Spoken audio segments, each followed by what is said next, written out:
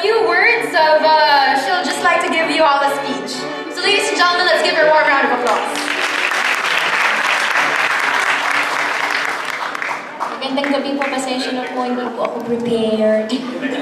And maraming salamat po sa Ani ng Dangal, sa bumubuo po ng NCCA, sa parangal po na ito.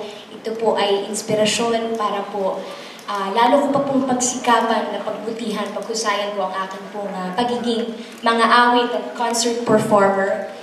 At nang sa ganun po ako naman po ay maging kahit pa paano, maging karapat dapat po sa mga parangal po na ibinibigay po sa akin dahil alam ko po talaga na napakarami kong magagaling na mga awit at concert performers po sa ating bansa at ako po ay salamat po sa mga blessed talaga na nauna na mapansin at mabigyan po ng big break. Kaya maraming salamat po.